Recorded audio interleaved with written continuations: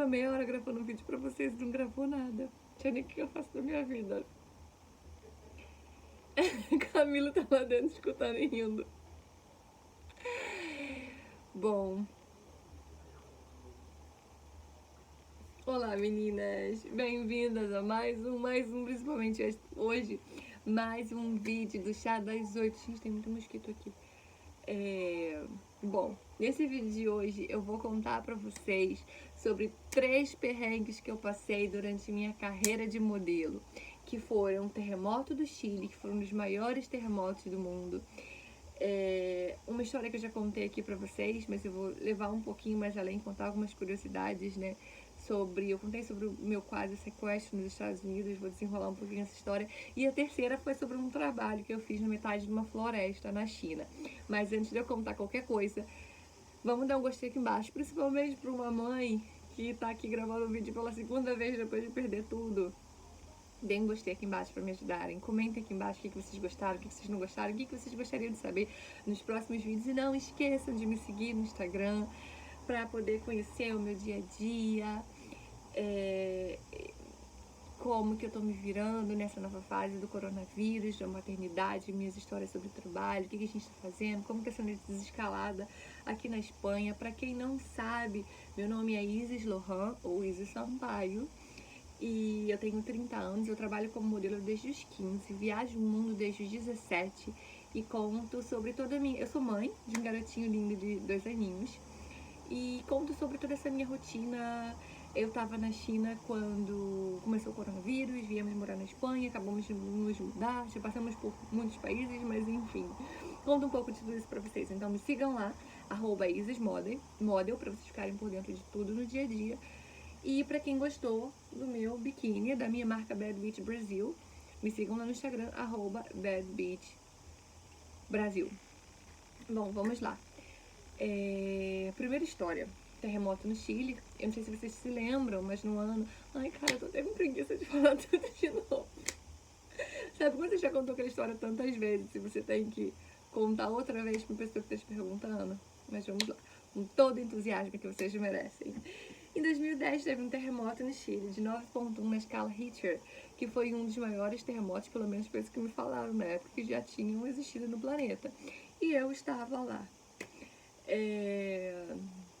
Quando aconteceu o terremoto, eu tinha viajado para Vinha del Mar com um amigo e a gente ia passar o fim de semana e a gente estava numa balada. Eu me lembro que era mais ou menos 1 da manhã, porque a gente tinha recém viajado e a gente chegou cansado, a gente tinha trabalhado no mesmo dia, a gente ficou dormindo, a gente levantou tarde, chegou na balada já meio tarde, e assim que a gente chegou, ele encontrou uns amigos dele numa mesa, me apresentou e tal, e daí eles serviram champanhe pra gente, vamos brindar e tal.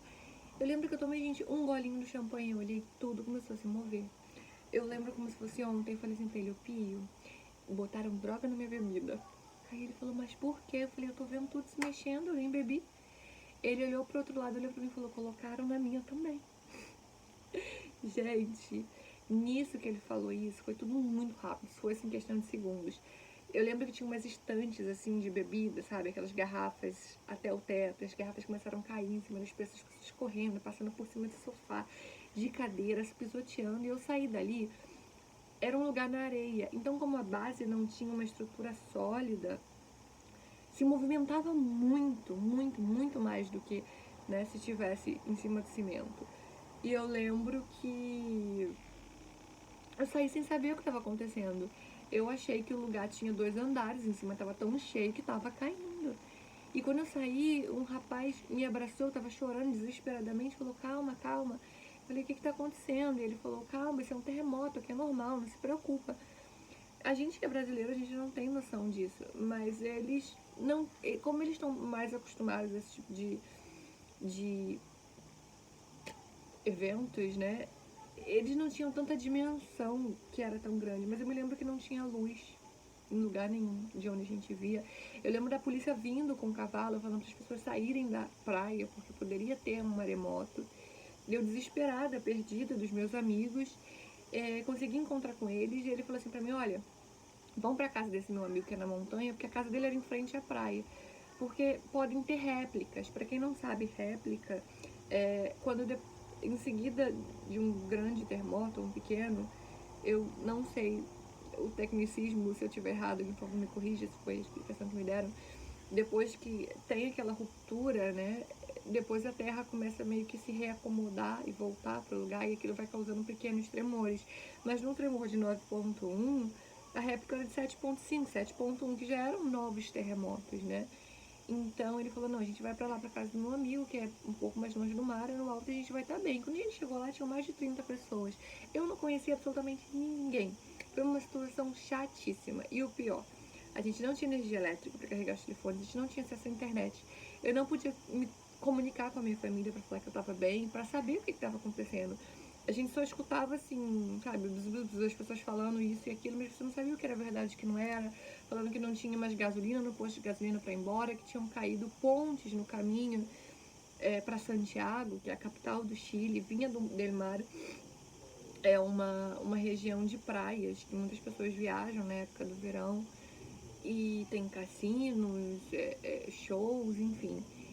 E a gente queria voltar pra minha casa, não vinha del Mar pro apartamento da gente, eu não tinha como voltar, não tinha como comunicar. E pensando no desespero da minha avó, eu lembro que a minha avó contou que meu tio, no momento em que começaram a dar as notícias, né, meu primo chegou na sala e falou, meu Deus do céu, Isa está no Chile, não tá? Minha tia falou, tá, por quê? Ele falou, teve um terremoto lá, matou quase todo mundo. A mídia nem é sensacionalista e ele, né, um cuidado assim super pedagógico para poder dar esse tipo de notícia às pessoas sem nem saber. Mas enfim, a gente não tinha muita. A gente tinha comida, mas eram assim, tipo, besteiras, coisas que tinham, as pessoas preferiam não sair dali. Eu fiquei, depois de 3 dias só que eu consegui comunicar com a minha família, consegui carregar meu celular. Foi difícil passar por uma situação assim com pessoas que eu não tinha tanta confiança. Eu tinha 19 anos, então acho que eu tenho esse sentimento ainda de ter essa necessidade de procurar alguém que pudesse me passar tranquilidade e segurança e não ter. E isso fez tudo um pouco mais difícil. Eu voltei para Santiago e eu acabei surtando, né? Eu sofro de ansiedade desde que eu era criança e eu comecei a ter muita crise de pânico, eu não dormia mais. Eu ficava acordada porque eu tinha medo de ter um outro terremoto de madrugada, a estrutura não aguentar e eu não ter tempo de descer. Eu não queria dormir nas praças, tinham pessoas dormindo nas praças, né, brasileiros. Eu lembro que eu fui no consulado, pedi para voltar no avião da FAB pro Brasil. Meu nome na lista de espera era assim, sabe, tipo, surreal, número 900. Eu falei, meu Deus, não vou conseguir, eu não tô aguentando, não vou conseguir. E eu ter surtado lá dentro, foi um momento muito difícil.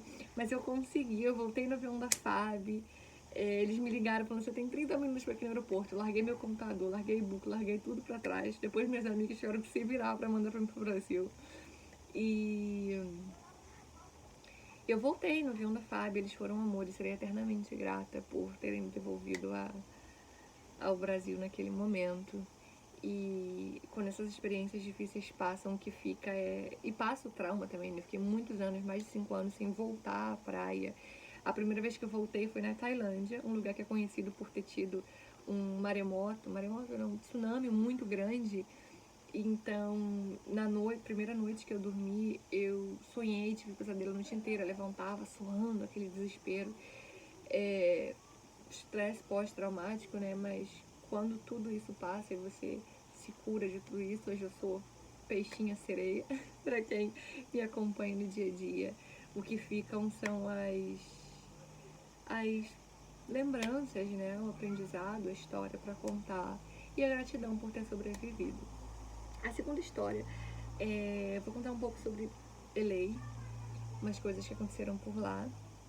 E eu tenho um vídeo aqui no canal contando sobre minha experiência de quase sequestro em Los Angeles. Pra quem ainda não viu, vou deixar o link aqui embaixo pra vocês poderem entender. Eu fiquei também com um pouco de estresse pós-traumático depois dessa situação. Eu tinha medo de ir nos lugares, mas eu tinha muito medo das pessoas. Eu fiquei com muito medo de qualquer pessoa que se aproximasse de mim, que fosse fazer alguma coisa comigo. E eu lembro de um dia que eu tinha um trabalho e era muito longe da minha casa e eu tinha acabado de chegar de Nova York de um trabalho e a agência falou, nossa, você vai ter um trabalho, você tem 1 hora pra ir. Eu cheguei em casa tomei banho e eu tinha gastado todo o meu dinheiro em Nova York pegando táxi para voltar para casa do aeroporto de manhã, 5 horas da manhã, porque eu tinha medo de voltar de trem, como muitas pessoas faziam depois do que aconteceu. Eu tive que pegar um táxi para ir para o aeroporto de Nova York à noite quando eu fui, porque eu tinha medo também de ir de trem, de ônibus, de metrô. Então, eu tinha que passar na agência para poder buscar dinheiro para poder ir pro trabalho. Eu ia de ônibus com uma menina que morava comigo e a gente tinha que pegar tipo uns 3 ônibus, era assim surreal. Mais de 2 horas para chegar. Eu avisei a agência, eles falaram, não, sim, passa aqui. Eu cheguei lá, eles me deram um cheque. Eu falei, cara, o que eu vou fazer com o cheque, né? Não posso dar pro motorista e pedir o troco. Vou ter que ir no banco trocar. Não, você não tem tempo. O banco é tipo, 50 minutos daqui e você tem que estar no trabalho em 2 horas e você só tem, sabe? Você vai demorar 2 horas pra chegar lá. Eu falei, meu Deus do céu. Liguei pra menina que morava comigo, falei, ô Carol, você tem dinheiro pra me prestar pra eu pegar o ônibus? Amanhã eu vou no banco, tiro o dinheiro e te devolvo. Ela falou, eu não sei se eu tenho não, mas vem que a gente dá um jeito. Eu fui na fé. Andei até o ponto de ônibus, cheguei lá correndo, coitada da menina atrasada, me esperando mesmo assim, porque graças a Deus a gente acha cada pessoa com cada coração no caminho, né? Que eu não sei o que seria de nós. Que a gente tem de perrengue, a gente também acha de anjos na nossa vida. Cheguei lá, pegamos o primeiro ônibus. Pegamos o segundo ônibus, eu sei que já era tipo assim, era um desfile que ia ser tarde, ia começar às 11 horas da noite. E a gente já era umas 9 e pouca, 10 horas. A gente desceu bem no centro, em Downtown LA, onde tem uma rua que são puros moradores de rua, muitas pessoas que usam drogas ficam ali. E a gente desceu ali aquela rua deserta e desceu eu e ela, né? Com aquela cara arrumada, bem pro desfile. A rua parou, todo mundo olhou pra gente. Falei, meu Deus. Quando chegou o próximo ônibus, a gente teve que esperar uma meia hora ali, num cagaço, que só quem conhece entende.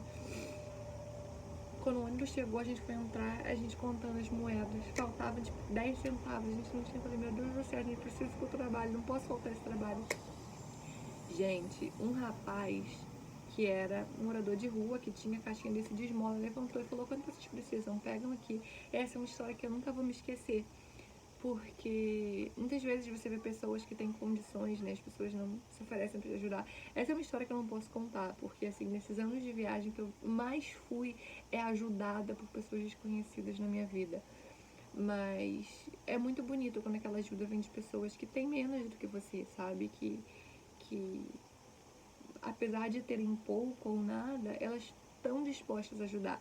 Então essa não é uma história bizarra, mas foi uma experiência de vida muito importante que eu sempre vou guardar para minha vida inteira. Muitas vezes o nosso preconceito, no meu caso eu diria que é até um trauma, né?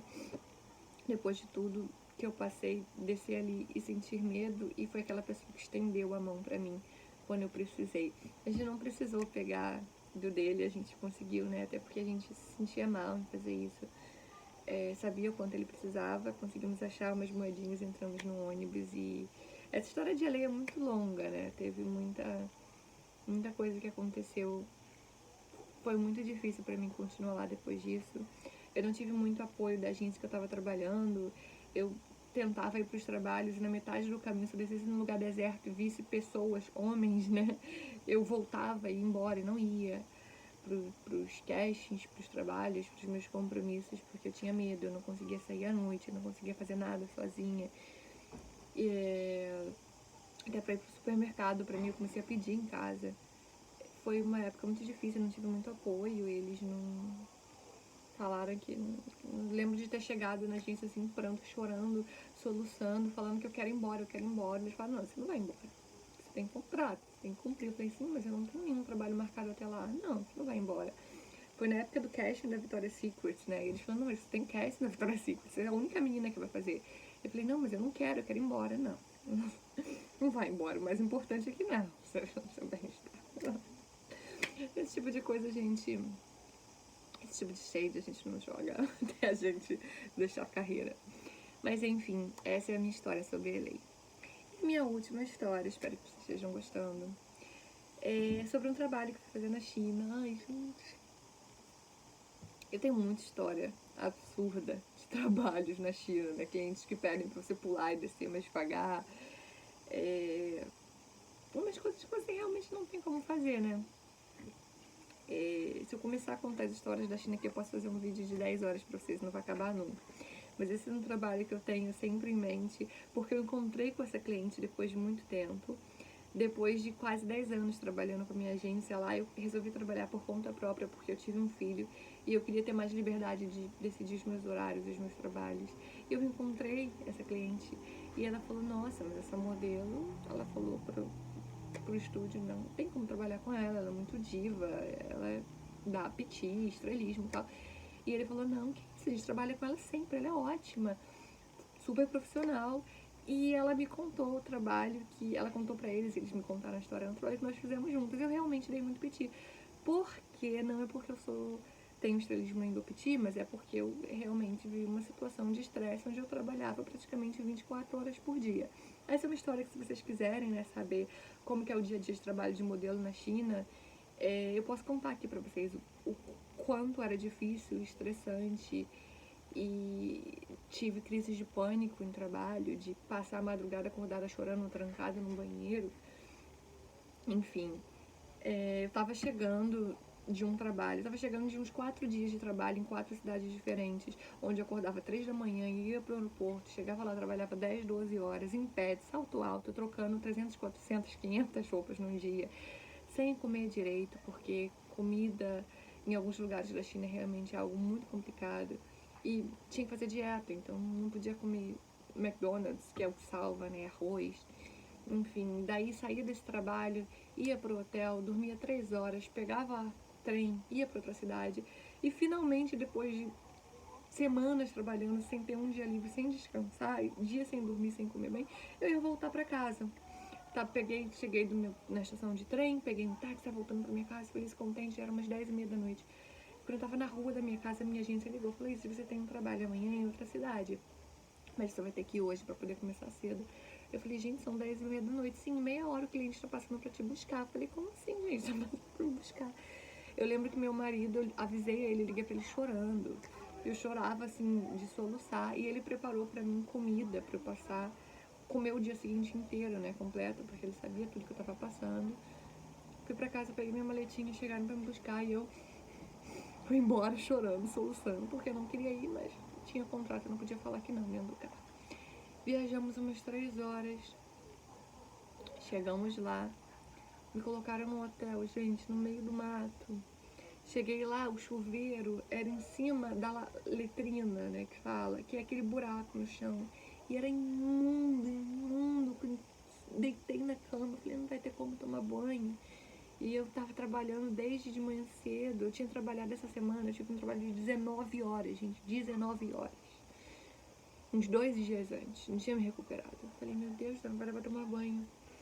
Fui pro quarto, deitei, a maquiadora, botaram no quarto com a maquiadora, ela tava dormindo, o quarto cheirando a cigarro, que viu que ela fumou.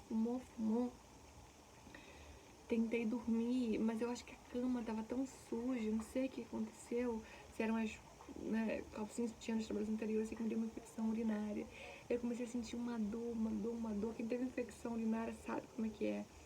Quando foi umas 5 da manhã, eles passaram pra me buscar. Eu falei, olha, não tem como trabalhar, tô passando muito mal mesmo. Me levaram no hospital.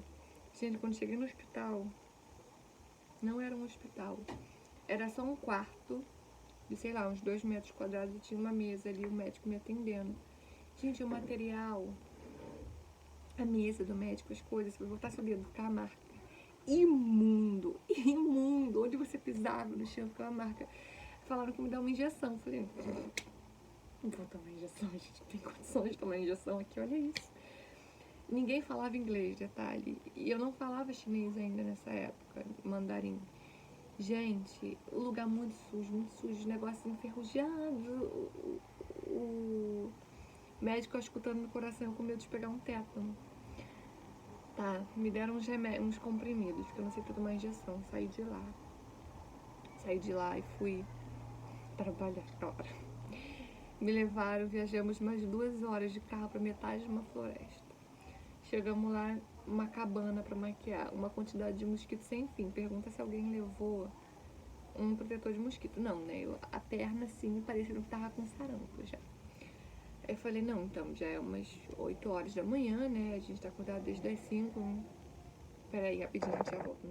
Bom, nós não demorou tanto pra dormir que acabou ficando escuro. Mas vamos lá, voltei aqui na penumbra e vou terminar esse vídeo. Tô decidida, seja como for. Nem que esse seja mais um dos meus perrengues, né? Afinal de contas, o que não é um perrengue da maternidade da mulher que quer trabalhar? Mas vamos lá, gente. Eu tava na história da China do trabalho. E daí eu cheguei e falei, não, então assim, tô com fome. Eu já tinha comido, que eu levei pro café da manhã às 5 da manhã. A gente vai tomar café e eles vieram com uma bolsa de supermercado transparente com uns 10 ovos cozidos dentro pra toda a equipe. Eu falei, não, peraí. E os ovos assim dentro da bolsa, gente, dentro do saco plástico. Eu nunca tinha visto isso na minha vida até eu ir pra lá. Eles chegavam com almoço, assim, sabe? Dentro de uma bolsa plástica, abriam na mesa, cada um com seus palitinhos, né? Os chopsticks. E comendo e eu ficava em choque. Mas enfim, chegaram com os ovos cozidos, era pra todo mundo. Eu falei, né? Não falei nada. Eu comi ovo cozido, né? Tinha um ovo cozido que era o que dava pra mim. Eu já tinha levado meu café da manhã, tava com fome ainda, mas enfim. Entramos no meio do mato, era mosquito atacando a gente pra tudo quanto é lado, senta no chão. Gente, não era um mato assim controlado, vamos no jardim de uma casa fotografar. Era na floresta. Então, assim, na floresta tem cobra, aranha, pode ter qualquer coisa. Então eu tava assim apavorada. E eles querendo que a gente entrasse em mangue, na água, se enfiasse no meio de mato, deitasse, com o olho fechado. E eu tava com muito medo, porque isso não é coisa que se faça. Você não coloca outra pessoa em perigo só pra ficar com uma foto legal. Mas isso lá é uma coisa assim, super comum. Depois eu volto e conto pra vocês. Eu já tava morrendo de dor, passando muito mal, com muita fome, muito cansada. Não tinha dormido a noite inteira e ainda por cima rolou a situação. Deu 1, 2, 3 da tarde e almoço. Não, a gente já vai porque a gente tá muito longe, não sei o que, vamos fazer um almoço. E meu almoço tinha ficado na cabana, não tinha como almoçar. Eu sei que eles enrolaram, vieram com aquelas caixinhas. Lá tem umas caixinhas de leite que é tipo todinho, mas eles chamam de milk tea, que é chá, mas em vez de ser com água com leite, com milk tea de sei lá de que, gente. Não tomo milk tea, não tava vindo de tomar milk tea naquele momento, mesmo se tomasse. E com pão, uns pães que vendem, mas sabe pão tipo bolinho na Maria, que é assim no supermercado, sabe? Super processado, não é pão de padaria, que sempre tem uma surpresa dentro, né? Ou feijão, doce, ou uma coisa assim que não dá. Vieram com aquele pão e a gente fazendo trabalho de lingerie, sendo que aquilo ali, na verdade, era a menor das minhas preocupações, por mais absurdo que fosse. Eu falei, olha, eu não gosto disso, eu tô com fome, eu não quero comer isso. Aquilo ali já tava, aquilo só vai construindo, né? Você já tá com a cara fechada, você já tá com ódio. Mas aquilo ali só vai construindo o seu ódio, seu ranço, você tentando guardar aquilo dentro de você na sua garganta. E você continuar, a gente realmente quando foi umas 9 da noite, olha só, 9 da noite. Vocês lembram que eles me buscaram até 5 da manhã pra começar a trabalhar, né?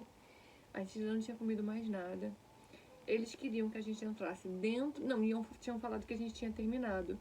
Eu voltei pro ônibus pra esperar outro modelo acabar. Troquei minha roupa e fiquei lá esperando. Eles voltaram e falaram: você vai ter que fotografar mais 5 roupas. Vai ter que entrar naquele rio. A água até aqui, cintura. Eu falei, mas não vou. Não, mas você tem que ir, como é que você não vai terminar o trabalho? Liga pra agência e aquilo, e o cliente começa a estressar, já começa a ficar grosso com você.